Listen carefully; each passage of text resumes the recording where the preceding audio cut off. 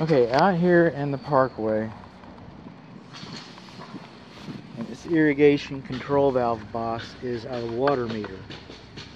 And right there inside, you see this little silver sprocket?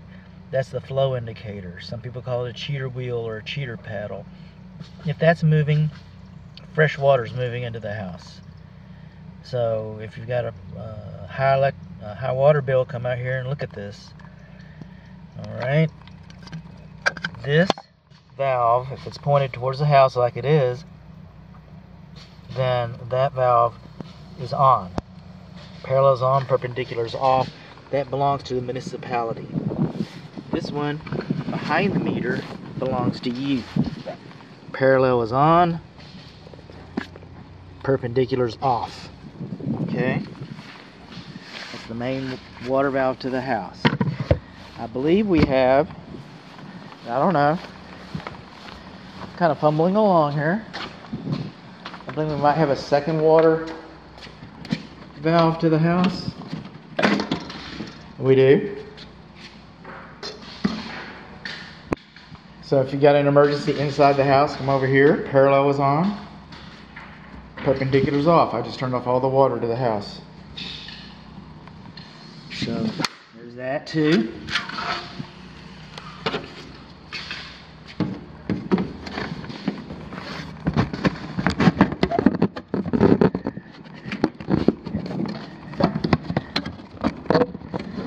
And this kind of fits up there with pressure. Obviously I'm not doing something right. I can turn it around. Does it come? Main shutoff to the meter, main shutoff valve to the house, closest exterior bib faucet to the house.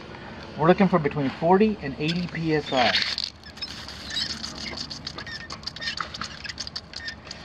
We have 82 psi.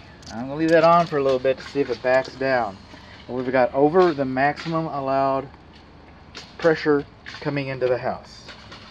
So when you have that, there's a couple remedies, but one of them is what you're not going to see when you see the water heater video. But we do not have an expansion tank.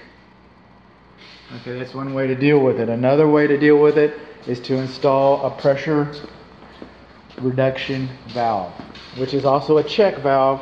It's also a good thing because it keeps the water from your house being reintroduced to the neighbor's house. So it kind of serves as a dual purpose. But if you have a pressure reduction valve, you can reduce the pressure. I mean, the plumbing in this house is PEX. Okay, it's kind of fragile in regard to pressure. And it's got metal bands that hold it together, you know, at all the junctions and stuff. You really don't want over 80 psi. Alright, so now we're going to go to the sewer cleanouts. There's the water supply. Give the pressure gauge time to adjust. This is a sewer cleanout, and that's a sewer cleanout. So you've got two sewer cleanouts coming to your house. It's not really a double cleanout. This one should curve this direction, so you can go into the house. This one should curve this direction so you can go out to the street and you don't have a big dead area in between. You don't have that. If this will come off pretty easy, then we'll just take a look. Well, Grampy can't get it. That's what it's supposed to do though. Okay.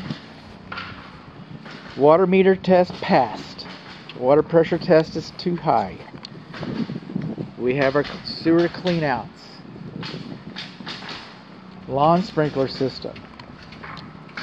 Coming in here. This is the control box. Our zones are not labeled.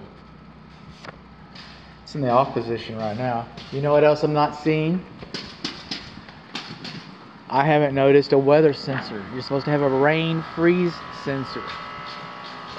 Not finding one.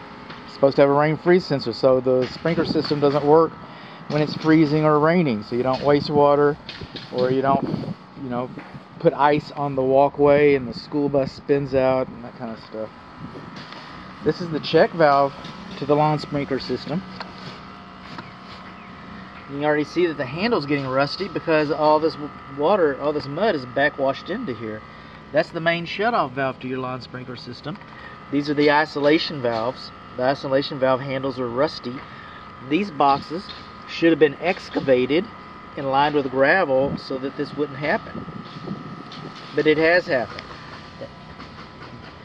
In another year, you won't be able to find the main shutoff valve. You probably won't be able to find this valve. It should be excavated and lined with gravel.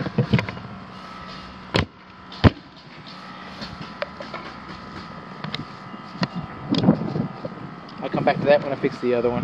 But what I want is the water pressure. It's still over 80 psi.